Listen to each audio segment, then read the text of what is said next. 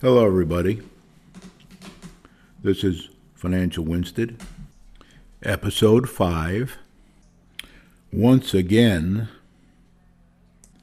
I haven't seen anything in the papers whatsoever about the audit report at the last selectmen meeting and the financial report at the last selectmen meeting.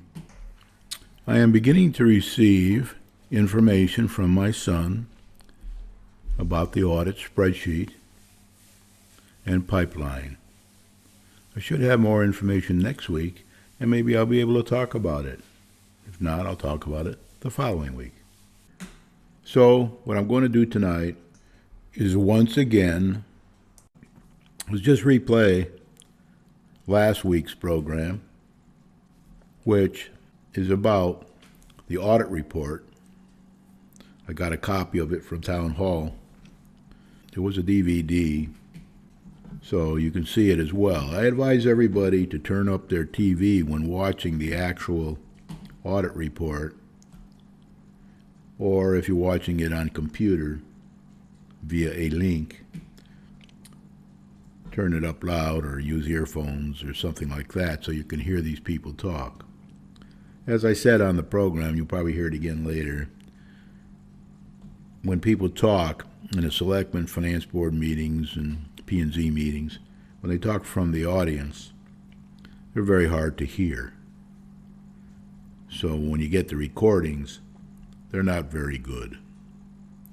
I don't know what you can learn from it. It's kind of complex. Most people don't understand the finances of the town, including our finance board and most of the leaders in this town. But I do know that we need a good pipeline of advantageous recurring revenue if we're ever going to balance the budgets in this town, because our needs are greater and greater and greater all the time, and will continue to be so. I would also advise you to watch my programs on Monday and Tuesday, Monday at 5 and Tuesday at 7:30 on Charter TV, called Spreading the Word, where we're trying to convince planning and zoning to leave Section 10.6 in the new planning and zoning regulations. The public hearing will be soon on September 20th. You should get familiar with the problem and then decide whether you want to help get the wording back in that they took out on July 22nd after a small public hearing that only 5 people attended. If you think you have development to do over the next 10 years or over the next year or two on your non-conforming property, you should contact Stephen Sedlowski, the land use director in the town hall, or Mark Melanson, the building director. Tell them what you want to do and see if it will be acceptable under the new proposed total rewrite of the planning and zoning regulations once they are approved. If you think there'll be a problem, you should attend the public hearing and state your case in support of others that are in the same position with their non-conforming properties. So now I will get on with a repeat of last week's program. I suggest that you wear earphones or turn up the volume while listening to the financial and audit reports. They don't speak very loudly because the microphones in that room are not very good for speakers from the audience.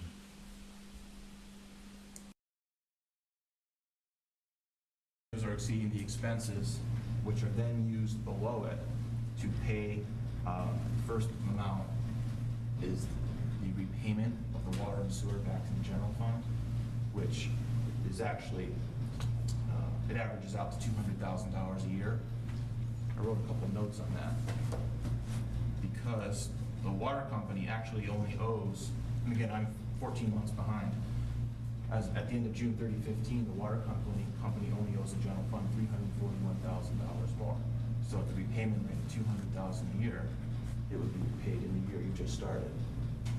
Sewer actually owed more, it owed $1.2 million, so that still has several years to go. But water actually owes sewer about $300,000, so maybe when water is done paying off the general fund, it can help water repay the general fund. And then the sewer, as I mentioned before, is owed about $600,000 from Highland Lake. So if we go backwards to page 27, water and sewer, the 3 lines up from the bottom, change in net position. Water is still positive. Sewer is negative. But that negative number, as you can see on the page we just looked at, it still has a positive cash flow. That negative number is greatly generated by depreciation expense, at $880,000 depreciation expense. This is our 4th audit we've done for the town, and it just so happens that this year we discovered that when your fixed asset listing was created at some point, who knows, 15, 20 years ago, it's got a weird anomaly in it where every 5 years, there's a bunch of assets that were underdepreciated, and if they reach the end of their life, it catches up. So your depreciation is kind of extraordinarily high in this year, and it'll dip back down next year, and it looks like they're in 5-year blips. And so these are mostly underground pipes that were put into place about 50 years ago, and they're still getting written off, but they weren't written off fast enough, so it's catching up in 5-year blips. Interestingly, water and sewer revenue decreased over the prior year, which was a problem that we identified when we started doing the audit 4 years ago. Water consumption is going down as people get more and more efficient. So your units sold of water decrease and decrease. So historically, when your rates were flat and you sold less and less water every year, you also built less and less sewer.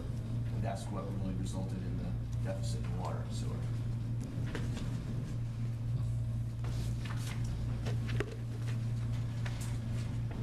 After those statements, page 29 and 30 are the pension plan.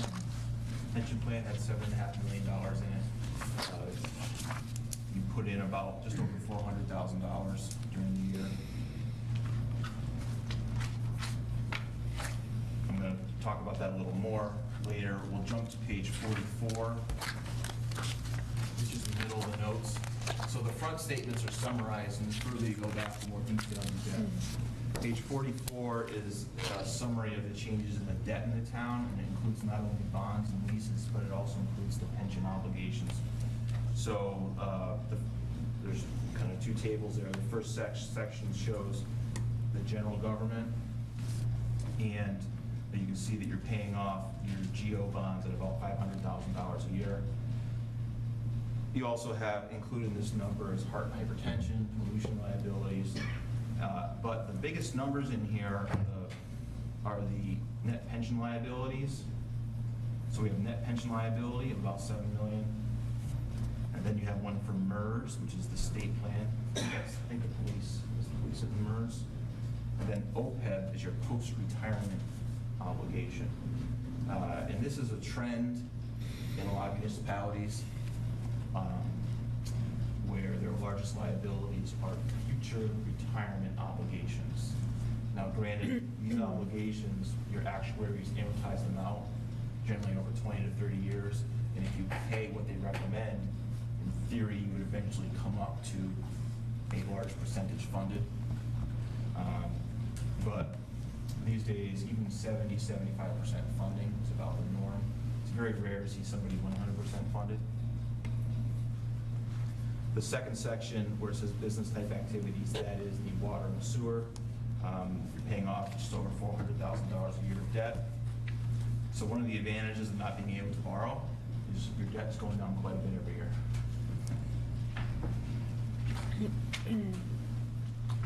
The bottom of the next page, page 45, shows how much debt you'll be paying off each year for the next 5 years. So it's pretty consistent. 400 to 500 in the general fund side, and then 400,000 or so on the water and sewer side. starting on page 49 is where you get into about 20 pages of pension notes. This is the first year of the new GASB standard that required a lot more disclosure and a lot more work from the actuaries.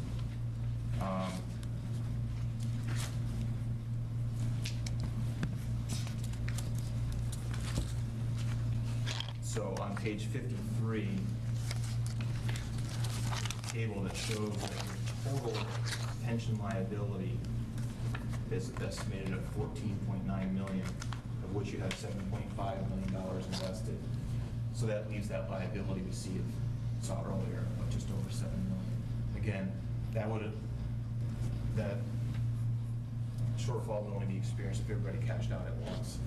And if you follow your actuary's plan, you would never run out of money. And again, nobody's ever fully funded at 100%.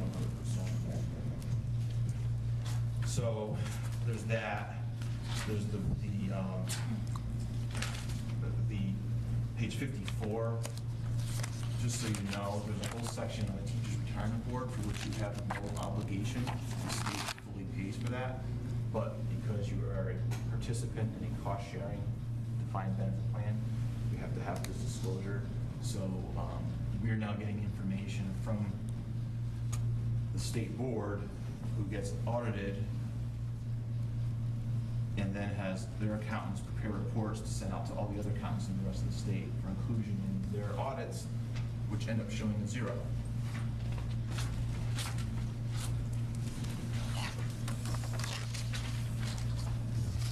Page 69 is yet another section on the pension. And it's all pretty new. This is the first year that you implemented 68, first year it was required. So we're just starting to build trends of year to year, but they're building tables that will show, are you catching up or are you falling behind on your obligations? 3 lines up from the bottom, your net position or your assets as a percentage of the total liability, it's in the 50s. A lot of people's percentages dropped when these new measurements came in, so it's hard to benchmark because everybody is now all over the board. So you have to wait a few years, I think, and let the trends build to kind of see where you are.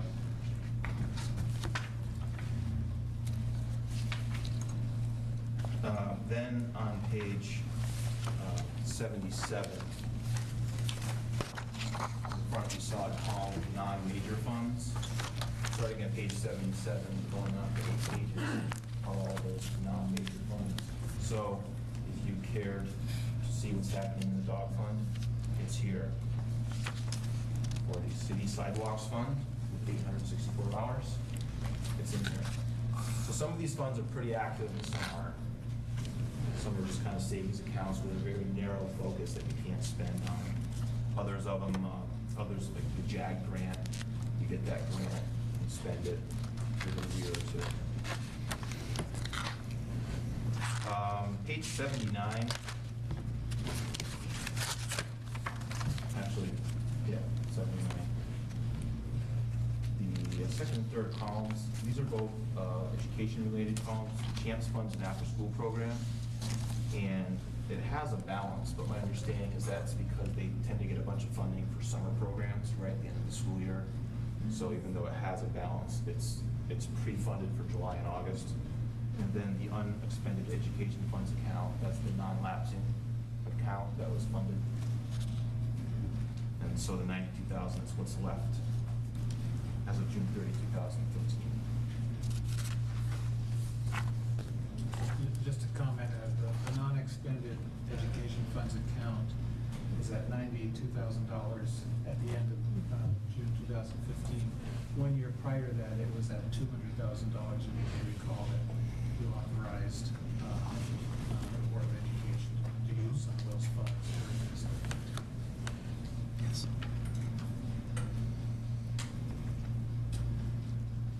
Beyond that, there's a lot of schedules and tables. Shows your outstanding taxes, how much is owed by year, how much is collected. Same with water and sewer usage. So you can see how assessed and collected every year. Then there's, what makes this a CAFR, the Comprehensive Annual Financial Report, is the statistical schedules that are in the back. They often give 10-year trends. Sometimes some are fund balances and expenditures, some are tax collections, some is debt load, but they're all 10-year trends. And this goes back to generally it's part of the bonding package. We're looking forward to that. They will look to see, they won't require that we do this. They will look at it as favorable. It reflects somewhat as tone at the top. Is the town willing to accumulate and present this information? And I've talked to some of the people in the bond industry, and they say it's beginning to almost kind of be expected. Again, it's not required, but they won't look at it and be surprised and say, oh, you do this. They will look at it and be surprised if you don't do this. And you've been doing this for many years, so it's probably good to keep doing it as you look forward to bonding. So, are there any questions? It's a lot of numbers at a fast pace. And then I assume I'll be back later with state and federal audits. If you were sitting in these seats right here, is there anything that would sort of jump out at you and say, gee, we ought to take care of that? There are, at this point, the only thing that's popping up, things are still popping up from the past, such as that 5-year blip on depreciation that I mentioned. Okay. But nothing really significant that, again, that depreciation number, you're not building your budgets off of it. It's not really impacting decision-making. There are still, there's one fund with a balance from the old industrial park that's there's small issues, again, nothing that I think is going to impact the decision-making. How about you? What do you think? Anything that, you know, from your perspective, from where you sit, Bruce, that would give you some concern? The items that Chris mentioned in terms of relatively minor flaws in the internal control structure or problems with one fund or another, we have tried to address those things during the fiscal 16 year. And so I expect that when you see the next report, which we hope you'll see before the end of December, and we're planning on that, is that you'll see that those things have been resolved. And then you'll see that also in the federal and state single audit reports that you will get in a little bit. They relate to fiscal 15. Again, we looked at those things. We are aware of them. Some of them had been carried over from the prior year. And so we worked to address those things during fiscal 16 so that there will be hopefully few, if any, of those continuing. So Okay. I think Nancy over at the Board of Education has worked hard to do that. Of course, they've been stable in the composition of their finance department during fiscal 16. Cindy and the others on my staff have worked hard to do that. We've been stable in terms of personnel in the department for the year. All that contributes to, building a sound, a good foundation for, sound financial management. And that's what we're trying to do. So, Good. Do I see any red flags? I'm aware of the problem with the depreciation schedules. We're working to fix that so we don't have this big blip every 5 years in those funds. So we're going to change that for fiscal 16 when we do. That depreciation is not recorded in the general ledger. It's only reported in the CAFR. It's a significant number because it indicates what the town ought to be considering in terms of making an investment to replace the infrastructure upon which we, provide services to the taxpayers. So it is an important number, but it's not recorded on our general ledger anywhere. How far away are we from a favorable bond rating, would you guess? One of the requirements for that is a timely issue of the audit report. And so that's our goal, is to have that for fiscal 16. And that would be, the due date for that is December 31st. Okay. And once we do that, then I think we can make application for a bond rating, for a bond rating. Right. Because right now we have none.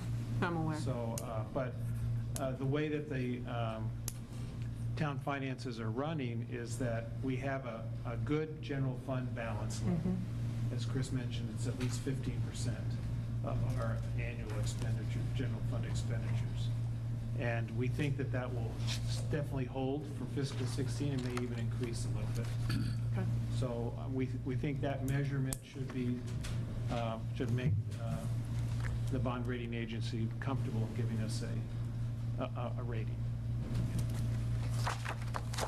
Anybody else? How long would that under depreciation run if we didn't take care of it this year? Well, I think there's at least 2 more Cycles? 5-year cycles. They were smaller. It was just the way it was set up whenever it was set up. A lot of them were 2010. So there's a lot of assets put in service 1960, 1965, 1970 for some reason, and maybe it was because they were estimations. That's likely what it was. And then, for whatever reason, maybe when they set it up, they didn't put the accumulated depreciation in. They started from 0 or something. And we're talking pages and pages and pages and pages of assets, hundreds of thousands. Go ahead, Glenn. Just a couple quick questions. On page 52 is a listing of the investments that I'm going to assume these are the pension funds. Is that correct? Yes. Who manages this? That is Morgan Stanley is our fund manager, the manager of the investments on the pension fund. And do we get periodic reports from them? Yes, we actually get monthly statements. We do. Yes. And do we follow their guidance implicitly, or do we ever poke around and see if? We have given them guidelines or parameters in which they're authorized to invest. Okay. And those are fairly conservative, and they stay within those guidelines. And that's They done. don't- That's something that, there's a small committee that works to review those guidelines. And we meet with them once a year to review the performance and then confirm what our guidelines are. Okay, and we're on track, and I don't remember that ever coming up for discussion, but I'm just looking at the,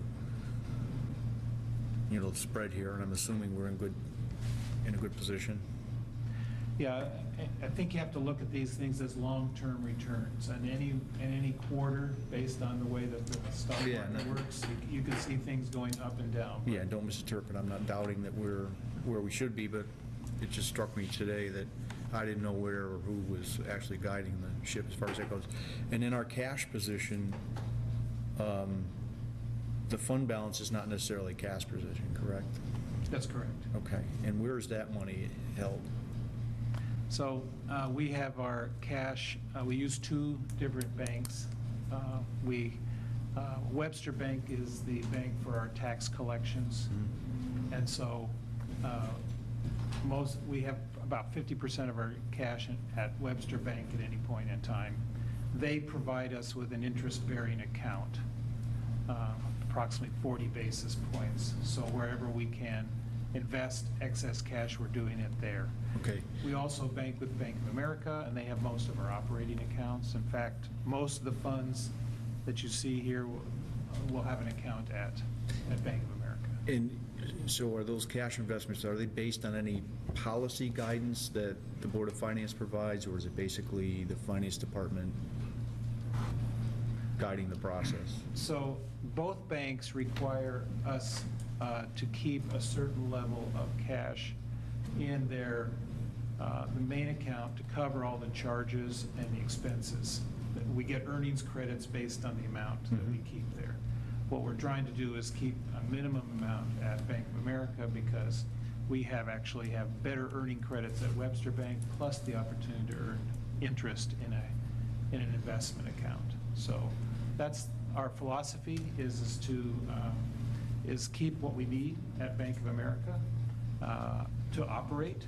But if we have excess cash, and that tends to happen this time of year because we just had the collections month in July and also in January, so we're able to put our excess cash in an interest-bearing account at Webster Bank. But there's no specific policy that guides that, just the finance department doing their job. It's the treasurer and myself, working on that and making sure we make best use of town funds. Okay, thank you. I just wanted to add, when you asked anything to look at, so tonight's report is pretty much a financial report. It's accounting, debits and credits. The state and federal civil audits would be internal controls, policies and procedures. That's what those focus on. Okay. So it'll be a whole different flavor. Okay, good. Well, I appreciate your work, Chris, and Bruce, thank you for your report. It's optimistic, and I'm glad we are where we are at this point. Well, Steve Sedlak seems like he pretty positive about things, but we'll know better after my son gets done finishing the update to the financial spreadsheet and the 3 to 5 year forecast for revenues and expenses. He'll put that out to everybody. We'll get feedback from everybody, especially MBAs and executives that know how to read spreadsheets and comment on them. And then we'll distribute it widely so that everybody can make their own decision about whether or not this is a positive report. Again, Patrick's just about done with the spreadsheet and whatever he can do with the 3 to 5 year forecast. As soon as he's finished, which will probably be in the next week or two, I'll get it out for feedback to as many people in town as I know understand these kind of financial reports and ask them for feedback. I'll do that with special people in the town as well on a confidential basis. And once all the feedback's in and things settle down, I'll put it out to the general public on YouTube so everybody can see and get a copy of it from me by email if they contact me and they have an email address. So this is going to be quite interesting to see how all this goes. And then in December, when the next audit's done, maybe we'll update it again. All depends on a lot of things. I'm kind of hoping that the town will take it over, but many people now say that there has to be a change to the POCD to require them to do so. That'll take forever, of course. So it's better, for the time being, if knowledgeable residents that pay taxes and live in the area keep these things up to date and spread them out for all to see every year. Because the truth will out here, providing we don't have any more thievery or any more major misspending. We should be able to predict things a little better. And remember now, if we can't name anybody who's coming to town and the amount of taxes that they may pay while they're going through the process, then we'll just extrapolate the past. Right now it's a little tough because of this thievery and misspending, but that'll settle down, I hope, because I think we're putting in stronger people with stronger financial backgrounds to help manage the town, with the exception of the Finance Board, of course, and the Board of Selectmen.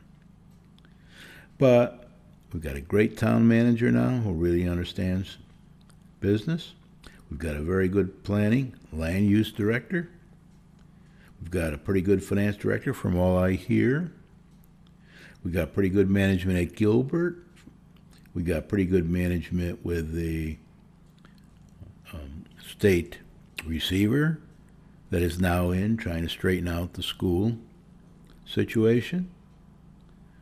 So maybe there's a chance that over the next 4 to 5 years, we can begin to predict things a little better and prepare ourselves for the future. Now, don't forget, bond issues are coming. These people are dying to do bond issues for the roads and the bridges and maybe other things. So it's going to be a struggle for quite a few years to come. So be prepared for it if you intend to stay in the area. With that, I'll say good night. Thank you much for listening tonight.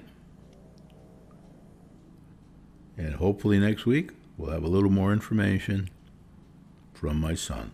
Thank you. Brian O'Haron, Financial Winsted, Episode 5. Thank you.